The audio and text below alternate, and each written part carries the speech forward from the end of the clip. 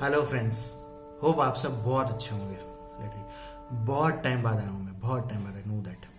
और मैंने ट्राई करना था मुझे कि मैं एसएफएम की लेक्चर्स डाल सकूँ, लेकिन वो मैं नहीं डाल पाया। मेरे भी कुछ रीजंस थे, मेरे पास रिसोर्सेज नहीं थे, इस वजह से मैं लेक्चर्स नहीं डाल पाता, ना बुक्स ना कुछ। बहुत टाइम हो गया फर्स्ट ग्रुप क्लियर हुए। आई थिंक मई 19 में लास्ट क्लियर हुआ था। उसके बाद इतना टाइम भी नहीं मिला और वैसा हुआ भी नहीं। और सेकंड ग्रुप पेंडिंग अभी आपके साथ ही दिया होगा, नवंबर वाले के साथ। सो अब ये वीडियो किस लिए? देखो फ्रेंड्स, मैं लेक्चर्स तो अभी नहीं डाल पाऊंगा थोड़े टाइम तक। जब रिसोर्सेस होंगे तो शायद मैं डाल भी दूं, लेकिन अभी मैं सिर्फ इतना कर सकता हूं आपके लिए। मैं आपको ये बता सकता हूं कि आपको एसएफएम पढ़ना कैसे और उसमें स्कोर किस तरह आप अच्छे से कर सकते हो। जैसे आप जानते होंगे फ्रेंड्स कि अभी जो नवंबर का पेपर था एसएफएम का, वो बहुत ट्रिकी और टफ था। लिटरली वो सॉल्व करने अगर मैं भी बैठता ना तो मेरी भी हालत बहुत टाइट हो जाती actually. But we were lucky that we are cleared. But ठीक है, वो भी जो भी है, लेकिन ये पेपर बहुत टफ था फ्रेंड्स। लिटरली अच्छे से इंस्टीट्यूट ने कंसेप्टली चेक करने के लिए पेपर बनाया था लिटरली। और काफ़ी लोगों ने एसएफएम देने के बाद ऑप्ट आउट कर लिया। सबसे बड़ा ये मतलब कि लोग क्या सोचते हैं पता है कि एफआर कर लो अच्छे से और एसएम कर लो तो पूरा ग्रुप निकल सकता है, और ये चीज़ फैक्ट भी है फ्रेंड्स। लेकिन सबसे बड़ी दिक्कत ये है कि जब ऐसा ट्रिकी पेपर आ जाए तो वो सारी उम्मीद तोड़ देता है इस ग्रुप की एक्चुअली।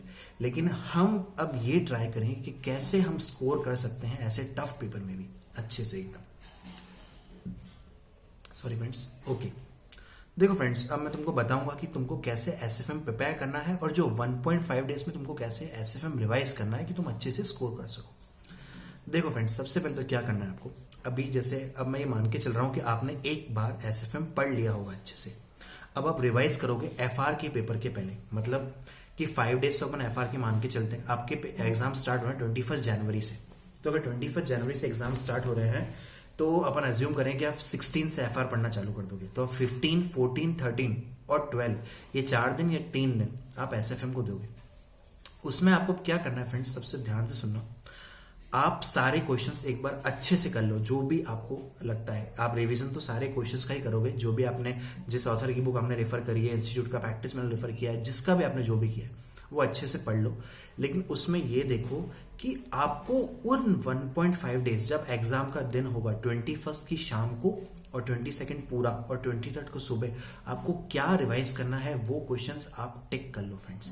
क्योंकि सारे क्वेश्चन 1.5 दिन में पॉसिबल ही नहीं होंगे करना, ये आपको भी पता है अच्छे से। अगर आपने बहुत बार कर रखा हो ना, 5-6 बार एसएफएम, तो आराम से हो जाए। बट वैसे एक बार या 2 बार करने से पॉसिबल नहीं होगा। तो सबसे पहले तो आप वो सब टिक करो कि जो आपको लगता है बहुत इंपॉर्टेंट है, जिसमें कंसेप्चुअल नॉलेज हो। मीन्स कभी कभी रिपीटेड सम्स होते हैं, तो एक बार वो कर लोगे तो इनफ है। उसको बार बार एक ही सम को रिपीट करने का टाइम नहीं होता एग्जाम में।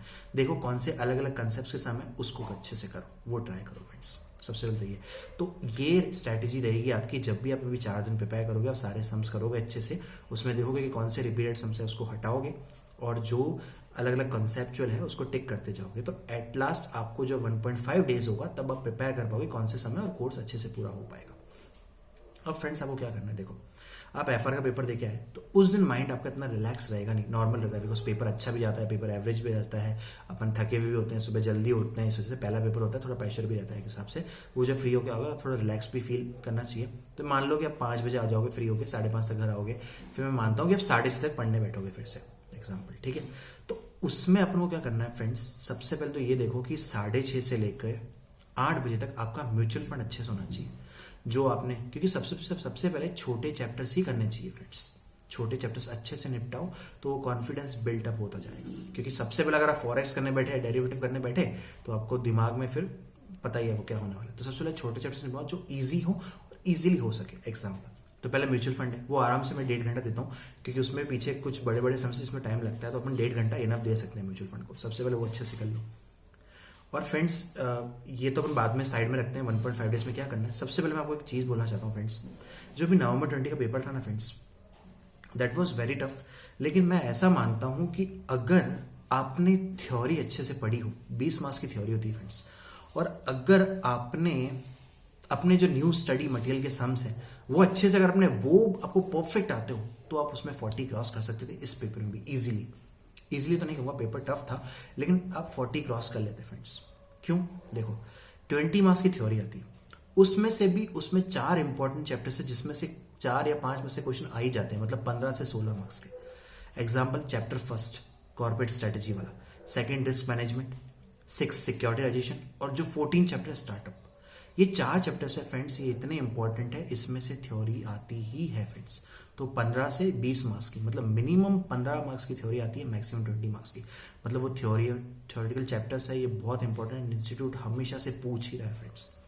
तो अगर, और उसमें भी क्या, ये 4 चैप्टर्स आपको पूरा इन डेप्थ पढ़ने हैं। देखो हम ऑडिट जितना पढ़ लेते हैं, ऑडिट पूरा रट्टा मान लेते हैं, लेकिन फिर भी उसमें 40 क्रॉस नहीं होते। लेकिन अपन एसएफएम पे ध्यान नहीं देते, थ्योरी छोड़ो ना, ऑप्शन भी छोड़ देते हैं। डोंट डू फ्रेंड्स, वो थ्योरी इतनी स्कोरिंग है, अगर आप उससे रिलेटेड भी कुछ लिख के आओ ना फ्रेंड्स, एग्जाम में आपको फुल मार्क्स देगा। मेरा एक्सपीरियंस है, मेरे 80 मार्क्स का पेपर अटेंड हुआ था, मेरे 71 थे एसएफएम में। मैंने थ्योरी अच्छे से अटेंड की थी फ्रेंड्स, मेरे को फुल मार्क्स मिले थे थ्योरी में, 1 मार्क्स नहीं काटा था उन्हें, जैसे प्रैक्टिकल में देते हैं। ये ऑडिट और लॉ नहीं है जिसमें मार्क्स 4 में से 3 ही मिलेगा, सही भी होगा तो। इट्स नॉट लाइक दैट, इसमें 4 में से 4 मार्क्स मिलते हैं फ्रेंड्स। तो मैं आपको यही सजेशन दूंगा, अगर आपने एसएफएम की थ्योरी नहीं करी है ना फ्रेंड्स, तो प्लीज रोज 1 घंटा निकाल के भी अभी वो एटलीस्ट 4 चैप्टर्स की थ्योरी कर लो। Chapter first, chapter second, chapter 6 and chapter 14। Chapter first corporate strategy वाला, चैप्टर सेकंड रिस्क मैनेजमेंट वाला, चैप्टर 6 सिक्योरिटाइजेशन वाला और चैप्टर 14 होगा स्टार्टअप फाइनेंस वाला। इन डेप्थ थ्योरी पढ़ना फ्रेंड्स, उनका हर एक पॉइंट, उनमें क्या है सब कुछ। बिकॉज अभी जब नवंबर 20 में पेपर आया था तो उन्होंने बीच में से 2 पॉइंट्स उठा के पूछ लिए 4 मार्क्स के। अगर आपको वो पॉइंट्स ही नहीं पता है, आप तो 4 पॉइंट्स कर लोगे 6 में से, एनी 6 में से। मतलब मान लो 6 पॉइंट है, आपने एनी 4 कर लिए, सोचेगा 4 मार्क्स से वो शॉर्ट नोट देंगे, लिख दो एनी 4 पॉइंट्स। ऐसा नहीं होता फ्रेंड्स, उनको जब टेस्ट करना होगा ना तो वो कुछ भी पूछ सकते हैं, पर आपको ये पता है कि इन 4 चैप्टर्स में से क्वेश्चंस पूछते हैं, तो ये अच्छे से कर देने का। और फ्रेंड्स मैं गारंटी दूंगा, अगर आप 1-1.5 घंटा लेके बैठो ना रोज भी, 1 घंटा भी, तो आप आराम से वो चैप्टर कर लोगे। सबसे पहले तो ये बात, ये फ्रेंड्स प्लीज थ्योरी पे ध्यान दो, आपको 20 मार्क्स बोनस मिलेंगे फ्रेंड्स, लिटरली। और एक्चुअली ऐसा ही हुआ था, 20 मार्क्स अगर आपने अभी अच्छे से करा होता थ्योरी नवंबर 20 में जिसने भी दिया, अगर आपने 20 मार्क्स की थ्योरी अच्छे से करी होती, और आपको पता होगा कि जो अपनी न्यू स्टडी मटेरियल उसमें 50-60 समी है फ्रेंड्स, एटलीस्ट उसमें से 2-3 क्वेश्चन, मतलब 8-8 या मतलब 20 मार्क्स का वो उसी में से पूछ ही लेते हैं। तो अगर आपने वो 60 सम अच्छे से किया होता ना फ्रेंड्स, तो आपके आराम से वो 40 सिक्योर हो जाते friends. Actually I think binomial theorem का सम था जो पूरा उसी बुक में से था, अपनी न्यू स्टडी मटेरियल में से। उसके बाद और भी कुछ था, एक क्वेश्चन पोर्टफोलियो का था, आई थिंक वो बुक में से था। तो एटलीस्ट अपने 20 मार्क्स थ्योरी के और 8, 16, 20 मार्क्स तक अपने कवर हो ही गए अपनी बुक में से। बाकी जो था उन्होंने इतना ट्रिकी वर्ड पूछा था कि मैं समझ सकता हूँ, लेकिन उसमें से अपन कुछ करके आएंगे तो आराम से अपन 40 to 50 के बीच में कर सकते थे। बाकी मैं ये नहीं कह रहा हूँ, पेपर तो वैसे ही टफ था, बहुत माथा लगाना पड़े उस पेपर में, लिटरली समझ सकते हैं।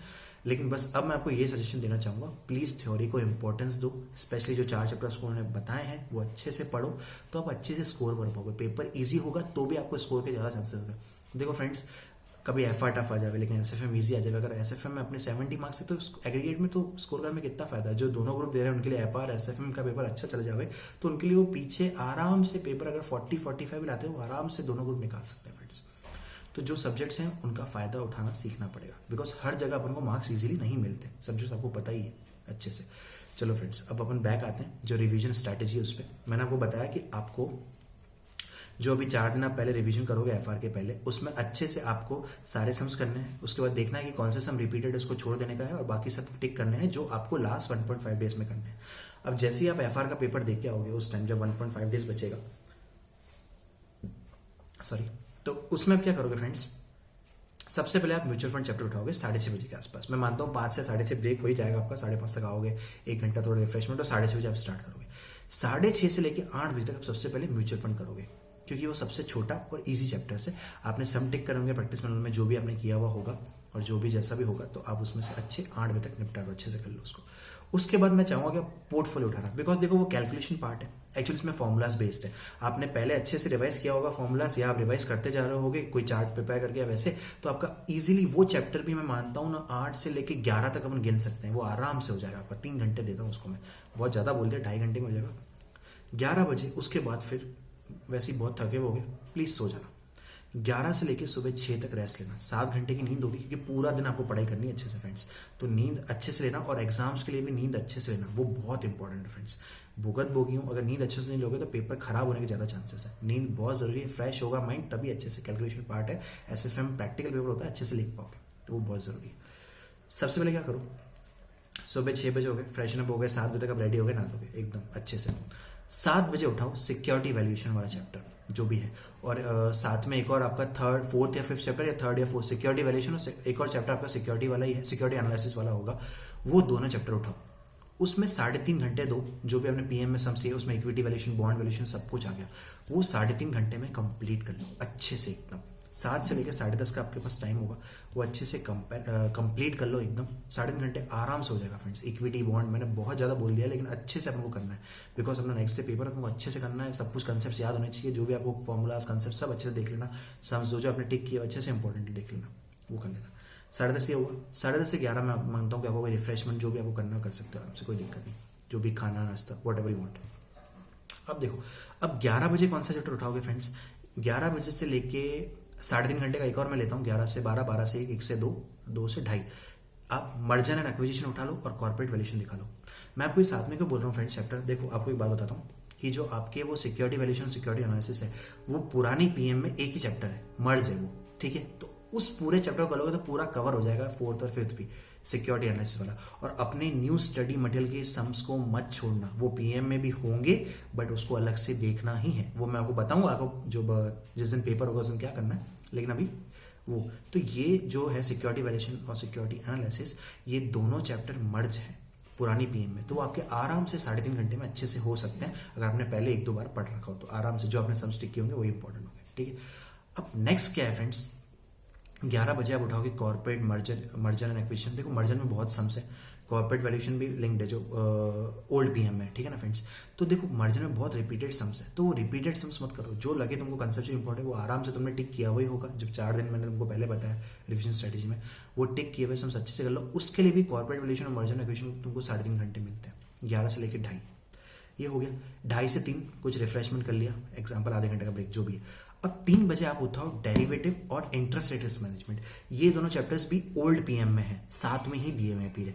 पहले डेरिवेटिव के क्वेश्चन होंगे, फिर लास्ट में जो इंटरेस्ट रेट, लाइबोर, माइबोर ये सब क्वेश्चन होंगे ना, वो इंटरेस्ट रेट रिस्क मैनेजमेंट के, वो कर लो। उसके लिए भी 3.5 घंटे, 3 से लेके 6:30। फ्रेंड्स मैं एकदम परफेक्ट टाइम में बता रहा हूँ, आराम से इसमें हो सकता है, तो बिल्कुल हो सकता है, ऐसा सोचना नहीं कि नहीं हो सकता। सब कुछ पूरा कोर्स आ रहा है, क्योंकि एसएफएम ही सबसे ऐसा कोर्स है जो सबसे छोटा है पूरे CFL में, बाकी सारे कोर्सेज पूरे हैं। कभी DTIT तो पूरे ही नहीं होते फ्रेंड्स, लिटरली पूछिए मत, ठीक है? अब 6:30 तक हो गया, अब बचता है आधा घंटा और, मतलब उसका रिफ्रेशमेंट लो।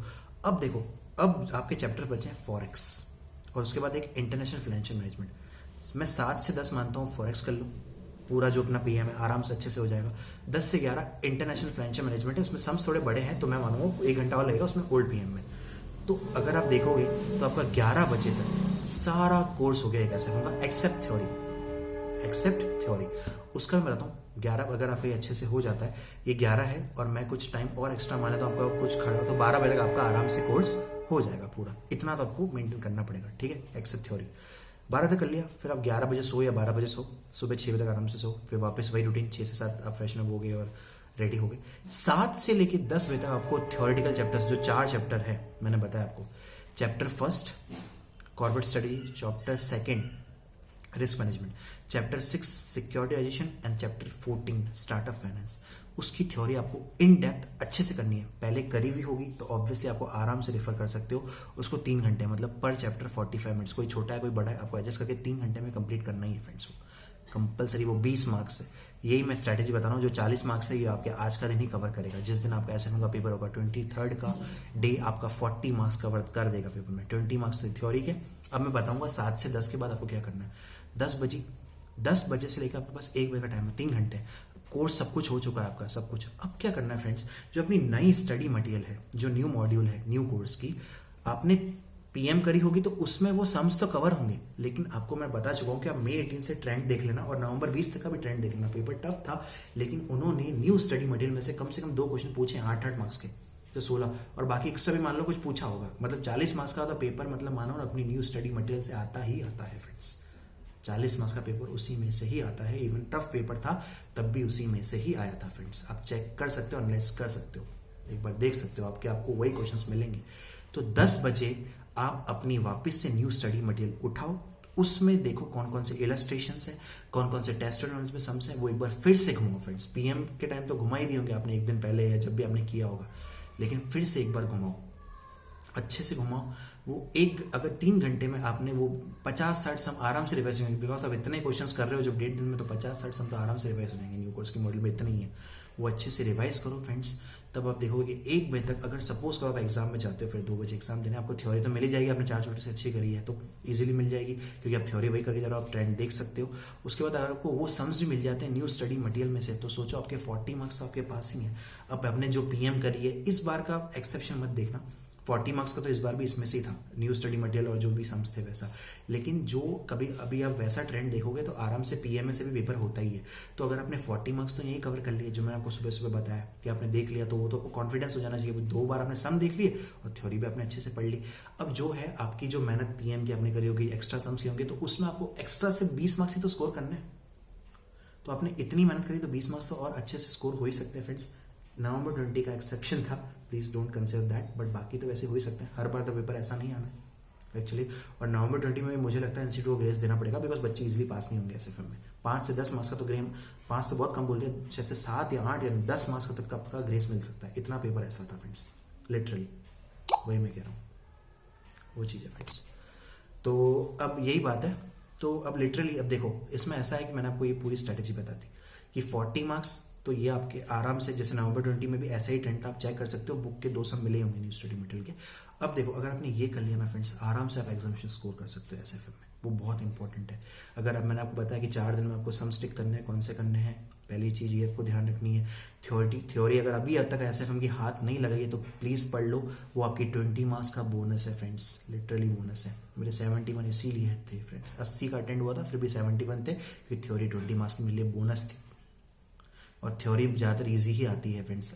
एक क्वेश्चन ही ऐसा था जिसमें बीच में से उठा के पूछा था अभी, बाकी उन्होंने डायरेक्टली पूछ लिया था। तो फ्रेंड्स प्लीज़ ध्यान रखो, थ्योरी छोड़ के मत जाना, वही बोनस है। पेपर फिर से टफ आया तो दिक्कत हो जाएगी, तो ये रिक्वेस्ट है, आप प्लीज़ थ्योरी करना, सजेशन दे रहा हूँ, प्लीज़ मानना ये बात। और एक्चुअली मैंने आपको पूरा बता ही दिया है अच्छे से कैसा करना है वो 4 दिन का पार्ट, कि 4 दिन में सम्स अच्छे से टिक करने हैं, कौन कौन से करने हैं। उसके बाद अपन को ये देखना है कि व्हाट आई टोल्ड कि 1.5 दिन में आगे क्या करना है, पहले कौन से चैप्टर्स उठाने। मैंने आपको टाइमिंग भी अच्छे से बताया है कि कहाँ 1.5 घंटा, कहाँ 3 घंटे, कहाँ 3.5 घंटे देने, पूरा मैंने आपको अच्छे से एकदम बता चुका हूँ। सबसे छोटा कोर्स है, सबसे अच्छे से आराम से 60+ स्कोर हो सकता है और पूरा ग्रुप निकाल सकता है फ्रेंड्स। तो प्लीज़ अच्छे से ध्यान रखो इस चीज़ का, अपने आप को सेफ रखो। बहुत माहौल ख़राब है, इस वजह से सबसे पहले अपनी हेल्थ का सबसे फर्स्ट प्रायोरिटी देना उसको, उसके बाद पढ़ाई भी अच्छे से करो। और प्लीज़ ये वीडियो अच्छे से आप जितना भी शेयर कर सकते करिएगा, क्योंकि सबको हेल्प करना चाहता हूँ मैं। इस मारे लेक्चर्स तो अपलोड नहीं करता सम सॉल्व करके, क्योंकि इतने रिसोर्सेज नहीं है, इतनी प्रॉब्लम है, बुक का वैसे तो फाता नहीं है कंप्यूटर पे वैसे, इसीलिए। लेकिन मैं ट्राई करूँगा, अगर आगे मैं कर सका तो मैं लेक्चर्स की भी हेल्प कर पाऊँगा, बट जनवरी स्टूडेंट्स के लिए तो मेरे पास नहीं होगा, I am really sorry for that. But हाँ, मैं आपको ये कर सकता हूँ आपके लिए कि मैं हर सब्जेक्ट का, अभी मैं एसएफ में भी ट्राई करूँगा कि जो भी इंपॉर्टेंट सम्स है या एक कैटेगरी सम्स है तो मैं आपको प्रोवाइड कर दूँ। मेरे को टाइम चाहिए होगा उसके लिए 4-5 दिन। बाकी मैंने एफआर की अच्छी लिस्ट प्रिपेयर कर रखी है इंपॉर्टेंट क्वेश्चंस की, वो मैं कल या परसों तक वीडियो बता दूँगा कि एफआर भी आपको कैसे पढ़ना है और लास्ट डे में कैसे रिवाइज करना है। सॉरी, एफआर में तो आपके 5 दिन है, पर वो कैसे यूटिलाइज करना है और उसके बाद रिवीजन कैसे लेना है, तो इसलिए आप स्कोर कर पाओ एफआर में भी, वो मैं अच्छे से आपको बता दूंगा। तो प्लीज़ आप शेयर करते रहो ये, मतलब जो भी है वीडियोस, और उसके बाद मेरा चैनल सब्सक्राइब भी कीजिएगा, तो आपको जो नई नई नोटिफिकेशन है वो मिलती जाएगी जो भी मैं वीडियो अपलोड करूँगा। एंड लिटरली फ्रेंड्स, ऐसा सब्जेक्ट है जो 70-80 तक खींच सकता है, ईजिली आपका ग्रुप निकाल सकता है। इस बार का पेपर कंसिडर मत करो। और देखो, पेपर टफ होगा ना तो सबके लिए टफ होगा, सबके लिए, और पेपर ईजी होगा ना तो वो सबके लिए ईजी होगा। नॉर्मल सी चीज़, टफ है तो सबके लिए टफ है, तो सबकी बैंड बजेगी उसमें। तो अपन को ये नहीं सोचना टफ आएगा ईजी आएगा कैसा आएगा, अपन को प्रिपरेशन ऐसी करनी है कि अपना कोर्स अच्छे से हो जाए और अपन आराम से किस तरह वो मार्क्स खींच सकते हैं। जैसे 40 मार्क्स मैंने आपको बताया किस तरह खींच सकते हो, तो बाकी फिर 20 खींचना है। सबसे पहले ये देखो कि ईजी में मार्क्स कैसा खींचा जाएगा, वो बहुत इंपॉर्टेंट है। तो प्लानिंग अच्छे से करो, उसको इम्प्लीमेंट करने का ट्राई करो friends. Thank you so much friends. बाकी आपको जो भी डाउट्स हो आप कमेंट सेक्शन में मुझसे पूछ सकते हैं, और please share and subscribe my channel. Thank you so much friends, bye bye.